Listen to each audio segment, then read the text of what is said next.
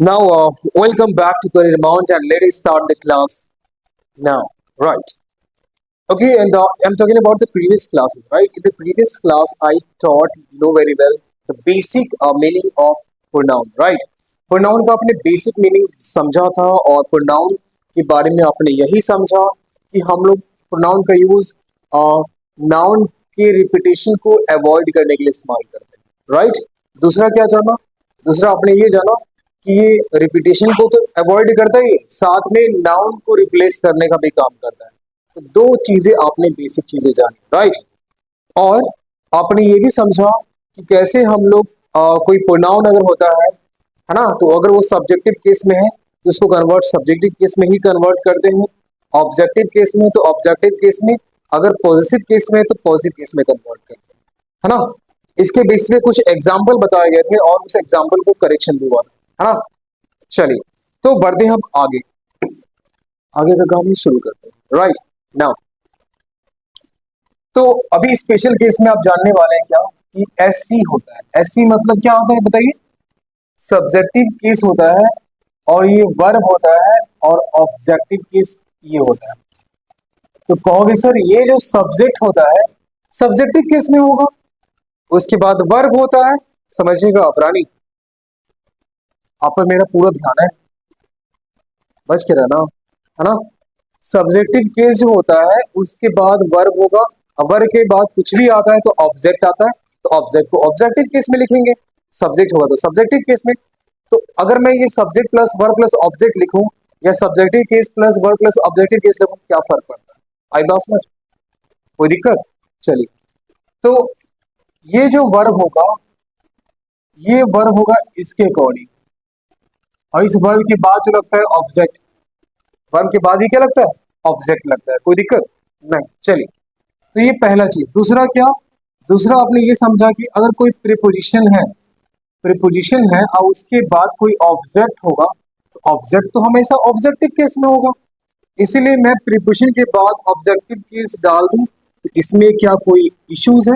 कोई दिक्कत नहीं। Very nice. अब एक और समझिए, आपने क्या समझा था? एक बात ये भी समझा था, एरर ऑफ प्रॉक्सिमिटी, मतलब हमें नजदीक होने की वजह से गलती हो जाता है ना? सेंटेंस के अंदर अगर नजदीक है वर्ड्स का और वर्ड नजदीक वर्ड को हम लोग चेकआउट करके वर्ब इस्तेमाल करते जो हम अक्सर हमारा रॉन्ग हो जाता था। जैसे आइए, अगर हमारे पास N1 है और प्लस में प्रीपोजिशन है, उसके बाद N2 है हमारे पास। आई बात समझ में? N1 है, प्रीपोजिशन है और N2 है, तो आप कहोगे सर ये प्रीपोजिशन के बाद जो होता है ये क्या होता है? ओसी, ऑब्जेक्ट होता है, तो ऑब्जेक्टिव केस में आएगा। लेकिन ये तो हमारा सब्जेक्टिव केस है ना, ये हमारा क्या है? सब्जेक्टिव केस हो जाएगा, क्योंकि इसके बाद ही अकॉर्डिंग हम लोग क्या इस्तेमाल करेंगे? हम लोग वर्ब का इस्तेमाल करेंगे। इस बात को याद रखिएगा हमेशा। N1 plus preposition plus N2, preposition के बाद कुछ भी आए ऑब्जेक्टिव केस क्या, इसे देखकर वर्ब इस्तेमाल करेंगे? करेंगे नहीं, प्रीपोजिशन के बाद ऑब्जेक्टिव केस है और ऑब्जेक्ट केस देख करके हम लोग वर्ब इस्तेमाल नहीं करेंगे, हम लोग सब्जेक्ट को देख करके वर्ब इस्तेमाल करेंगे। कोई दिक्कत, कोई इशू इसमें? चलिए, अब हमारे पास कुछ प्रीपोजिशन आते हैं जो अच्छे और बुरे होते हैं। अच्छा बुरा, आपको सर प्रीपोजिशन जो होता है अच्छा बुरा कैसे हो सकता है ना, तो जानिए अच्छा बुरा कैसे होता है। अब ये जो प्रीपोजिशन है इसमें दो तरह का प्रीपोजिशन होगा, उसका नाम एक गुड वाला होगा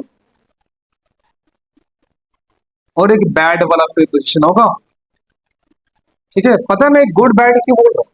प्रीपोजिशन में गुड बैड मैं इसलिए बोल रहा हूँ कि एक पॉजिटिव सेंस क्रिएट करता है, एक नेगेटिव सेंस क्रिएट करता है। पॉजिटिव सेंस क्रिएट करेगा तो हम लोग उसको गुड प्रीपोजिशन के अंदर डालेंगे, और जो नेगेटिव सेंस क्रिएट करेगा उसे हम लोग बैड, बोलिए, बैड प्रीपोजिशन के अंदर कैटेगरी में डन करेंगे। चलिए, अगर मैं इस्तेमाल करता हूँ विथ मतलब साथ में होता है, विथ हो गया, ठीक है? विथ मतलब साथ में हो जाएगा। अब यहाँ देखिए, बैड में क्या हो जाएगा? विदाउट हो जाएगा, क्योंकि ये निगेटिव सेंस क्रिएट कर रहा है। विदाउट जो है निगेटिव सेंस क्रिएट कर रहा है, मतलब के बिना। अब जब तुम्हारे मतलब लाइक विदाउट एनीथिंग एल्स, किसी चीज के बिना, तो ये निगेटिव सेंस क्रिएट कर रहा है, इसलिए बैड में इसको डाल रहे हैं। ठीक है, और भी उसके बाद मैं लाइक यूज कर रहा हूँ, अनलाइक यूज कर रहा हूँ, आप मुझे एक बात बताइए, आपको ये डिफरेंसेस पता चल पा रही है? कैसे ये हमने गुड प्रीपोजिशन में डाला, कैसे, है ना? अब आएंगे प्लीज, अब आएंगे उसके बाद टुगेदर विथ हो जाएगा, टुगेदर विथ, उसके बाद अलोंग विथ, ये सारे क्या है हमारे पास गुड प्रीपोजिशन है। आई बात समझ में? एज वेल एज, ये हमारा गुड प्रीपोजिशन होगा, क्योंकि इसका अक्सर हम लोग इस्तेमाल पॉजिटिव सेंस में करते हैं। अब आएंगे बैड में, क्या हो जाएगा? बैड मतलब निगेटिव। अब सोचिए, विदाउट हो गया, अनलाइक हो गया, एक्सक्लूडिंग हो गया, एक्सेप्ट हो गया, एक्सक्लूडिंग हो गया, ईटीसी। ये सारे जो चीज है ना बापू, वो क्या है बताइए? ये हमारा बैड प्रीपोजिशन के अंदर आता है। आई बात समझ में? चलिए, अब एक बात और समझिए, है ना? नोट डाउन कीजिए पहले। चलो, अब यहाँ देखिए ध्यान से प्लीज, अभी रेज नहीं कर रहा हूँ, ध्यान समझो। तो आप मुझे एक बात बता सकते हैं कि जो प्रीपोजिशन जो होता है वो, इसका एग्जाम्पल क्या क्या हो सकता है बताइए? तो कहोगे सर प्रीपोजिशन एग्जाम्पल इन हो जाएगा, एट हो जाएगा, ऑन है, विद है, विदाउट है, ठीक है, और क्या हो जाएगा? along with है, between है, अप हो जाएगा, डाउन हो जाएगा, etc, है ना? इतनी सारी प्रीपोजिशन है हमारे पास, और भी etc मैंने डाल दिया है, और भी डाला है, चलो और डालते हैं। बिसाइड्स है, लाइक, अनलाइक, ऑफ, etc, और डाल दें, चलिए और डाल दे रहे, इनटू, बिटवीन, ठीक है, इतना काफी है। अब बताओ सारे क्वेश्चन में इसी में से तो मैंने डिवाइड करा, गुड कौन है, बैड कौन है ना? चलिए, अब एक बात और समझिए, स्पेशल कंडीशन के अंदर आपको समझना पड़ेगा, E H C E P T, except, है ना? एक्सेप्ट क्या है? हमारा एक बैड प्रीपोजिशन है ना? एक्सेप्ट, यस, बता रहा हूं, एक्सेप्ट का मतलब होता है बट, बट का मतलब होता है सेम, और ये हमारा प्रीपोजिशन है। इसका मतलब होता है, क्या होता है इसका मतलब? आप कहोगे सर को छोड़कर, के बजाय, जानते हैं? को छोड़कर या कि बजाय, ये एक निगेटिव इम्पैक्ट क्रिएट करता है। आइए समझ, आप देखो और सुनिए ध्यान से, आप समझ रहे होगे ये वाला ई एक्स, हाँ, A double C E P T, accept, इसका मतलब होता है स्वीकार करना। ये हमारा एक वर्ब होता है, क्या होता है? वर्ब होता है, और इसका मतलब हो जाएगा स्वीकार करना।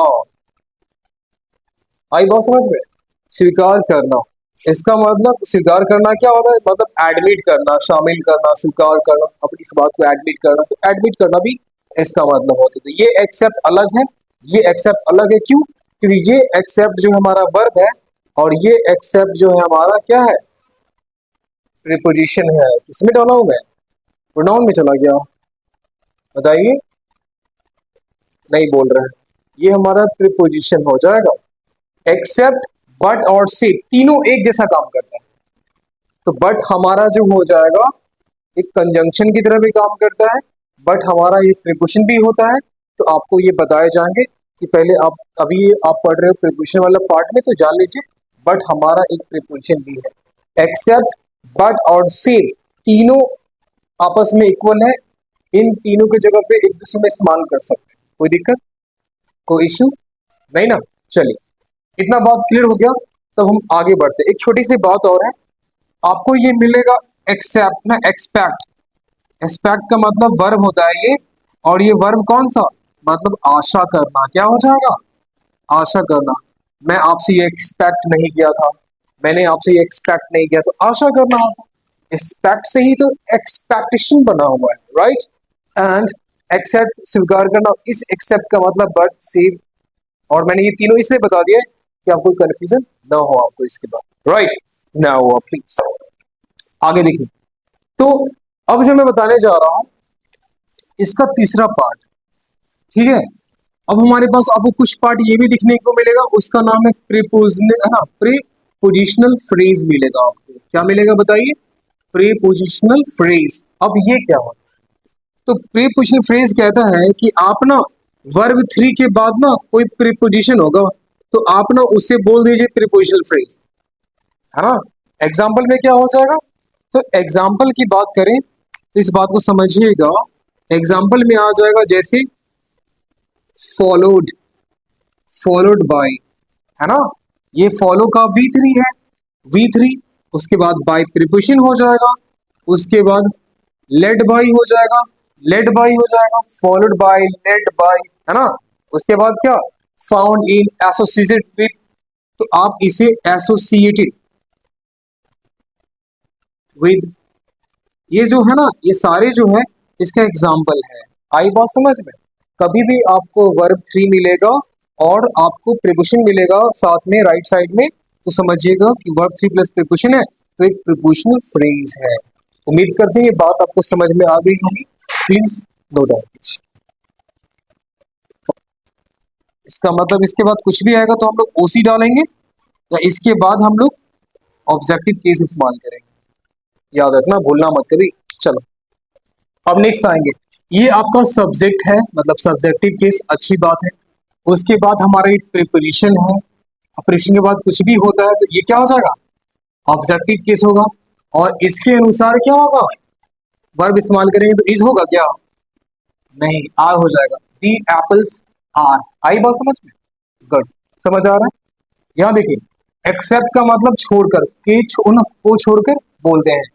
अब देखो ही हमारा क्या है, सब्जेक्टिव केस में है, उसके बाद ये प्रीपोजिशन है, उसके बाद हमारा क्या है, उसके बाद जो भी आएगा तो ऑब्जेक्टिव केस में आएगा, तो आई का ऑब्जेक्टिव केस क्या हो जाएगा, मी। और ही के अकॉर्डिंग, ही के अकॉर्डिंग क्या हुआ, एम का इस्तेमाल होगा क्या, नहीं, तो आप कहेंगे इज। कहाँ कश्मीरा, मैंने आपको ये क्या सिखाया था अभी, N1 है, प्रीपोजिशन है, और N2 है। N2 हमारा प्रीपोजिशन के बाद ऑब्जेक्ट आता है और ऑब्जेक्ट्स आता है तो इसके अकॉर्डिंग वर्ब इस्तेमाल नहीं करेंगे। N1 मतलब सब्जेक्टिव केस के अकॉर्डिंग आप वर्ब का इस्तेमाल करेंगे। मैंने आपको ये बताया, आपका ध्यान कहाँ था मेरे बच्चे, आइए। तो इस ही के अकॉर्डिंग इज इस्तेमाल हो जाएगा। दी बुक्स हमारा सब्जेक्टिव केस है, ऑन हमारा प्रीपोजिशन है, ठीक है, प्रेप, और ये ऑन दिस टेबल, चलो ये अपने आप में जो है ऑब्जेक्टिव केस में आ गया, सही है। लेकिन एक बात बताओ, उसके बाद फिर ये प्रीपोजिशन है तो प्रीपोजिशन के बाद क्या होना चाहिए, ऑब्जेक्टिव केस, ऑफ कोर्स है, उसमें कोई इशू नहीं है। अब बताओ, ये सब्जेक्टिव केस है, इसके अकॉर्डिंग आपको इस्तेमाल करना होगा इज, नहीं, काटना होगा इसको, है ना, तो आपको लगाना होगा ऑन। आई बात समझ में? समझ में आ रही है? गुड, शाबाश। अब आएंगे सी, हमारा क्या है, सब्जेक्टिव केस है, उसके बाद प्रीपोजिशन आ जाएगा, उसके बाद ऑब्जेक्टिव केस आना चाहिए, लेकिन ऑब्जेक्टिव केस है क्या, नहीं है ना, तो क्या करके बनाएंगे इसे देम बना लीजिए। और सब्जेक्टिव केस के अकॉर्डिंग आप इस्तेमाल करेंगे तो आर को हटा करके क्या इस्तेमाल करेंगे, is. Yes, she with them is coming. आई बात समझ में आ रही है? गुड, शाबाश। अब आएंगे, ये तो हमारा प्रीपोजिशन हो जाएगा, उसके बाद ऑब्जेक्टिव केस होता है, ऑब्जेक्टिव केस लाने के लिए शी को हटा करके हर कन्वर्ट करना पड़ेगा, ठीक है। और यहाँ पे कहो सर ये तो हेल्पिंग वर्ब है ना, उसके बाद ये मेन वर्ब है और उसके बाद ऑब्जेक्ट है, तो कोई दिक्कत नहीं है, लेकिन हेल्पिंग वर्ब के पहले तो सब्जेक्टिव केस होना चाहिए, सब्जेक्टिव केस मी नहीं है तो क्या करना पड़ेगा, आई। याद आया? चलिए, कैसे, तो ये टोल्ड कैसे, राइट, कैसे, ओके, मैं बता रहा हूँ, ऐसे बोलोगे तो मैं बताऊंगा। तो अब ये जो मी जो है ना मेरे बच्चे, मी हो गया, एग्जाम्पल की बात है, नॉर्मल बेसिक सेंटेंस का स्ट्रक्चर क्या होता है, सब्जेक्ट प्लस वर्ब होता है, या subject plus helping verb plus main verb होता है, यही होता है। तो यहाँ पे हेल्पिंग वर्ब है, मेन वर्ब है, सब्जेक्ट, ही तो कमी थी। और उससे पहले यहाँ पे कैसे ऑब्जेक्टिव केस में कोई कैसे आ जाए, नहीं आ सकता है। तो मी का जब भी मैंने बोला था, मी जब मैं बात करूंगा तो मी समझना है, मी, माइंड, आई, है ना, माइंड, याद आया कुछ, तो इन सबको इसे चार चीजों पे घुमाना है। तो आप मुझे बताइए, सब्जेक्टिव केस मी का क्या हो जाएगा, आई हो जाएगा। समझ में आया? शाबाश। नेक्स्ट, दे हमारा सब्जेक्टिव केस है, उसके बाद एक्सेप्ट, एक्सेप्ट हमारा प्रीपोजिशन हो जाएगा। अब प्रीपोजिशन के बाद तो ऑब्जेक्टिव केस होता है, तो आई तो हमारा नहीं ऑब्जेक्टिव केस, इसलिए इसको बी में कन्वर्ट कर देंगे। लेकिन यहाँ पे सब्जेक्टिव केस इसके अनुसार वर्ब इस्तेमाल करेंगे, और आर अपने आप में क्या है, करेक्ट है। आई बात समझ में। शी लाइक आई, अब कहोगे सर ये तो subjective case, very nice, preposition आ जाएगा, उसके बाद प्रीपोजिशन के बाद तो ऑब्जेक्टिव केस होता है ओसी, तो सब्जेक्ट इस अकॉर्डिंग, हाँ सॉरी, अब ये ऑब्जेक्टिव केस है तो आई को हटाकर बी में कन्वर्ट कीजिए, और इस सब्जेक्टिव केस के अनुसार एम को हटाइए, बनाइए, क्या बनाएंगे, ही के साथ इज लगेगा, तो कहेंगे like he like me is a doctor, मतलब वह मेरी तरह एक डॉक्टर है। आई बात समझ में। नेक्स्ट आएंगे ही लाइक दे, तो ये हमारा प्रीपोजिशन है, ऑब्जेक्टिव केस होना चाहिए, हटाइए, इसे बनाइए देम। उसके बाद ये सब्जेक्टिव केस है, सब्जेक्टिव केस के बाद जो है ना वर्ब होना चाहिए, तो यहाँ पे इस लाइक का मतलब पसंद करना, लाइक का मतलब पसंद करना, प्रेजेंट टेंस में जानते हो ना जी, सब्जेक्टिव केस हमारा ही है ना, सब्जेक्ट प्लस V1 या V5 प्लस ऑब्जेक्ट, यही पढ़ा आपने। तो इस सब्जेक्ट जो है यहाँ पे V5 होगा, क्योंकि ही शी इट नेम के साथ क्या इस्तेमाल होता है, V5, और सिंपल सी बात है ये सिंगुलर सब्जेक्ट है, तो सिंगुलर वर्ब कैसे होगा, जब इसमें ऐसा लगाएंगे। याद आया कुछ, शाबाश। अन्नू फॉलोड बाय, और तो अच्छी बात, ये कौन सा फ्रेज आ गया, अभी आपने पढ़ा है, प्रीपोजिशनल फ्रेज, पढ़ा है ना आपने। तो प्रीपोजिशनल फ्रेज है, और ये प्रीपोजिशन दिया हुआ, इसके बाद हमारा क्या होना चाहिए, ऑब्जेक्ट होना चाहिए, तो ऑब्जेक्ट में ये है, और प्रोपर नाउन को हम लोग ऑब्जेक्ट ऑब्जेक्टिव केस में नहीं बना सकते, वो डायरेक्टली ऑब्जेक्ट के रूप में इस्तेमाल होगा, प्रोनाउन का ही ना केस बनता है जो ऑब्जेक्टिव केस, यहाँ तो है नहीं, तो ये अपने आप में करेक्ट है। लेकिन एक बात बताओ, अन्नू जो है सब्जेक्टिव केस में आ जाएगा, अन्नू यहाँ सिंगल है, और इसके अनुसार क्या इस्तेमाल करेंगे, हैज, अपने आप में बिल्कुल क्या है, करेक्ट है। मतलब अन्नू जो करण और प्रिया द्वारा फॉलो किया गया, उसने प्लेस को ज्वाइन किया, जगह को ज्वाइन किया, या एक काम करते हैं प्लेस को ना डालकर मैं क्लब डाल दे रहा हूं, क्लब को ज्वाइन किया, तो ज्वाइन तो अन्नू ने किया, लेकिन करण और प्रिया भी साथ में फॉलो किया। आई बात समझ में, कोई दिक्कत। अब नेक्स्ट, दे असिस्टेड बाय, मतलब वे लोग, उसके द्वारा मदद किया गया, तो ये वे जो है हमारा सब्जेक्टिव केस है, और असिस्टेड बाय प्रीपोजिशनल फ्रेज आ जाएगा। तो प्रीपोजिशनल फ्रेज जो यहाँ पे है, तो आप मुझे एक बात बताइए, प्रीपोजिशन जो फ्रेज है यहाँ पे, तो प्रीपोजिशन के बाद ऑब्जेक्टिव केस होगा, तो यहाँ तो शी ऑब्जेक्टिव केस है ही नहीं, शी का क्या होगा, हर में कन्वर्ट कर लेंगे। आई बात समझ में, तो कहेंगे क्या, they assisted by her is working, नहीं, सब्जेक्टिव केस तुम्हारा ना दे है, और दे के अकॉर्डिंग आप क्या इस्तेमाल करेंगे बताइए, आर, और इसको हटा करके आप इसे आर में कन्वर्ट कर लेंगे, तो कहेंगे they assisted by her are working on this project, मतलब वे लोग इस प्रोजेक्ट पे काम कर रहे हैं, इनमें, और उन लोगों को साथ किसके द्वारा दिया जा रहा है, उसके द्वारा साथ दिया जा रहा है, तो इसके अकॉर्डिंग हम लोग इस्तेमाल नहीं करेंगे, क्योंकि मैंने अभी आपको बहुत ही प्यारी सी चीज बताई है। वो प्यारी सी चीज क्या है, रानी, रानी बताइए वो प्यारी सी चीज क्या है। तो आप कहोगे सर आपने अभी यही तो मेरे ना, आपने मुझे बताया कि नाउन N1 जो होगा, प्रीपोजिशन होगा, N2 होगा, तो आप ये एरर ऑफ प्रॉक्सिमिटी इसको दे करके ये कन्वर्ट मत करना, प्रीपोजिशन के बाद ऑब्जेक्टिव केस में इसके अनुसार काम नहीं करेगा, इस सब्जेक्टिव केस के अनुसार वर्ब काम करेगा, और वही मैं यहाँ पे कर रहा हूँ। उम्मीद करते हैं बात समझ में आई। चलिए एक अंतिम प्रश्न आपके लिए आ रही है, आइए। बट का मतलब क्या होता है, बोलिए। बट का मतलब एक्सेप्ट होता है, एक्सेप्ट मतलब ये यहाँ पे प्रीपोजिशन की तरह काम कर रहे हैं, है ना, एक्सेप्ट, बट, सेव यहाँ लगा सकते हैं, आप चाहो तो यहाँ पे बट सेव लगा सकते हो, आई सेव या एक्सेप्ट लगा सकते हैं। आई बात समझ में, ओके, ये तीन चीज लगा सकते हैं, तो आई बट ही, लेकिन नहीं, क्यों, क्योंकि आई तो हमारा सब्जेक्टिव केस है, और ये हमारा सब्जेक्टिव जब केस हो जाएगा आई, तो ये हमारा प्रीपोजिशन हो जाएगा, प्रेप, और उसके बाद ऑब्जेक्टिव केस चाहिए, और ही हमारा ऑब्जेक्टिव केस नहीं है, क्या करना पड़ेगा, हिम करना, ओके। और सब्जेक्टिव केस के अनुसार आपको वर्ब इस्तेमाल करना है, इसको हटाइए, लगा दीजिए am, I but him am really interested in the job, मतलब मैं, लेकिन उसे छोड़ करके, बट मतलब छोड़ना, एक्सेप्ट होता है, उसे छोड़ करके मैं जो हूं इस जॉब में बहुत इंटरेस्टेड, वाकई में सचमुच में इंटरेस्टेड। आई बात समझ में, तो इस तरह से बात को समझेंगे। चलिए हिंदी मैंने कहाँ तक बताया था, यहाँ तक, यहाँ से स्टार्ट किया था, है ना। ऊपर वाली हिंदी में आपको समझा दे रहा हूँ, ठीक है। चलिए आइए, दी एप्पल्स ऑफ कश्मीर, कश्मीर का जो एप्पल है वह डिलीशियस है। इसके अकॉर्डिंग आर लगाओ, वेरी नाइस। ही एक्सेप्ट मी, मतलब वह मुझे छोड़कर रेडी है, मतलब मैं तो रेडी नहीं हूं, वह रेडी है, तो इसके अनुसार आपने लगा लिया, very nice. The books on this table, इस टेबल पर, इन माई क्लास, मेरे क्लास में इस टेबल पर बुक्स जो है वो बहुत अच्छे हैं, और इस सब्जेक्टिव केस के अनुसार आपने आर इस्तेमाल किया, ना कि इस माई क्लास या सिंगुलर वर्ब है इसको देख करके सिंगुलर वर्ब इज लगा दिया, ऐसा नहीं हुआ, है ना। उसके बाद she with them is coming, तो दे को देकर के आर, इसको बोलते एरर ऑफ प्रॉक्सिमिटी, राइट, मतलब गलती कर देना, नजदीक को देकर के दे है तो आर लगा दी, यही गलती होता है। तो मैंने आपको समझाया कि प्रीपोजिशन है, ये ऑब्जेक्टिव केस है, सब्जेक्टिव केस इसके बाद में लगाइए।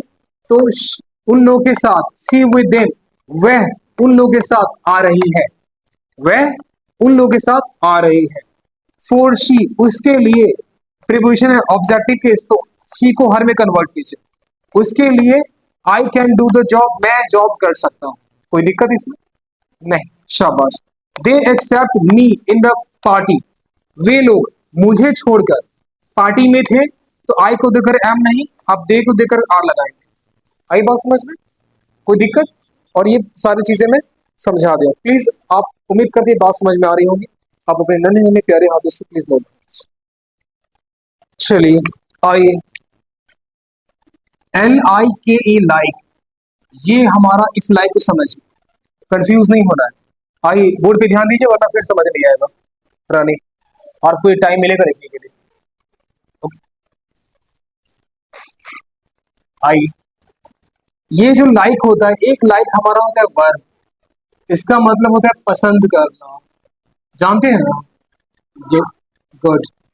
और पसंद करना मतलब क्या, आप लाइक करना है मतलब चूज करना, किसी चीज को सिलेक्ट करना होता है, सिलेक्ट करना हो जाएगा, लव हो जाएगा, अप्रिशिएट हो जाएगा, है ना, एडोर हो जाएगा, ये होता है, इलेक्ट हो जाएगा, ये होता है पसंद करना का मतलब, ठीक है। Choose, select, love, appreciate, adore, elect, ये होता है, ठीक है। जैसे, जैसे कैसे, यहां देखिए प्लीज, तो जैसे कहेंगे she likes you, okay, I like coffee, तो आपने देखा कि सर वह जो है वो लाइक करता है किसको, तुम्हें, तो वह तुम्हें लाइक करती है, शी वह तुम्हारी फ्रेंड है। अगर मैंने किया आई लाइक कॉफी, ये हमारा सब्जेक्टिव केस, वर्ब सही है अपने आप में, उसके बाद ऑब्जेक्ट करेक्ट, ऑब्जेक्ट। अब इस बात को समझिए, आई लाइक कॉफी, मैं कॉफी पसंद करता हूँ, सिलेक्ट करता हूँ, चूज करता हूँ, समझ में आया, कोई दिक्कत। चलिए अब आएंगे लाइक का, जो आपको अभी पढ़ रहे हो, क्या है, लाइक का प्रीपोजिशन इस्तेमाल कर लेंगे। तो लाइक में जो प्रीपोजिशन की बात कर रहा हूं, इसका मतलब होता है, इसका मतलब कैसे होता है, इसका मतलब की तरह हो जाएगा, की तरह या के जैसे, आई बात समझ में, ये होता है इसका मतलब। एग्जाम्पल देखिए, जैसे I like he likes music. अब इस बात को समझिए, आपने कर दिया क्या सर, ये लाइक लाइक लाइक्स लगा रखा है, राइट, आई लाइक ही, तो हमारे ये सब्जेक्टिव केस होता है, और ये हमारा प्रीपोजिशन हो जाएगा, तो ये ऑब्जेक्टिव केस में डाल दीजिए उसी में, और ही हटाकर क्या लगाएंगे, हिम लगाएंगे, तो कहेंगे आई लाइक हिम, मैं उसकी तरह म्यूजिक को पसंद करता हूँ, मैं उसकी तरह म्यूजिक पसंद करता हूँ, तो आप इसके अकॉर्डिंग लगाएंगे क्या, वर्ब लगाएंगे, और इसमें से एस हटा दीजिए, क्यों हटाएंगे, क्योंकि सब्जेक्टिव केस है, आई हमारा क्या, हाँ, मैं उसकी तरह के जैसे, मैं उसकी तरह म्यूजिक पसंद करता हूँ, राइट। यहाँ पे लाइक वर्ब है, लाइक यहाँ पे क्या है बोलिए, वर्ब है, और यहाँ पे लाइक प्रीपोजिशन हो जाएगा, वही तो मैंने बताया, लाइक वर्ब होता है और लाइक हमारा प्रीपोजिशन भी हो जाएगा, कोई दिक्कत, शाबाश, क्लियर, गुड। क्या हाँ पता तो चल रहा है, क्यों पता चल रहा है मैं बता रहा हूँ। I like he likes music, तो इस सेंटेंस को देखने के बाद ये पता चल रहा है कि आई लाइक ही है, तो यहाँ पे ही लाइक्स म्यूजिक, तो यहाँ पे फुल स्टॉप दिया रहता तो समझ जाते कि I like subject plus verb है, और यहाँ पे भी फुल स्टॉप है तो उसके बाद सब्जेक्ट प्लस वर्ब हो जाता, लेकिन कुछ है ही नहीं, न कॉमा भी कुछ नहीं है। इसका मतलब क्या हुआ, आई लाइक ही तो अपने आप में गलत हो जाएगा, और उसका मतलब सब्जेक्टिव केस में आई है, लाइक प्रीपोजिशन, उसके बाद हमारा हिम आ जाएगा। क्यों? क्योंकि प्रीपोजिशन के बाद ऑब्जेक्टिव केस ही को उठाएंगे, हिम जैसे ही करेंगे तो आपको समझ में आ जाएगा कि सर ये सब्जेक्टिव केस है, ये प्रीपोजिशन और ये ऑब्जेक्टिव केस, और इसके अकॉर्डिंग आई के साथ V1 लगता है, मतलब पुलर सब्जेक्ट के साथ पुलर वर्ब इस्तेमाल होगा, आई के साथ V1, मतलब ऐसे एस नहीं लगेगा, सिंपल प्रेजेंट टेंस वाली बात है ना। उसके बाद म्यूजिक, मतलब मैं उसकी तरह म्यूजिक को पसंद करता हूँ। आई बात समझ में? शाबाश। उम्मीद करते हैं ये बात सारी चीजें समझ में आ गई होगी और काफी बेहतरीन लग रहा होगा और काफी मजा भी आ रहा होगा, है ना। हंसते रहेंगे, मुस्कुराते रहेंगे और आज का क्लास यही समाप्त करेंगे। Okay, very nice, see you tomorrow, have a nice day, best of luck. हंसते रहेंगे, मुस्कुराते रहेंगे, टाटा, बाय बाय।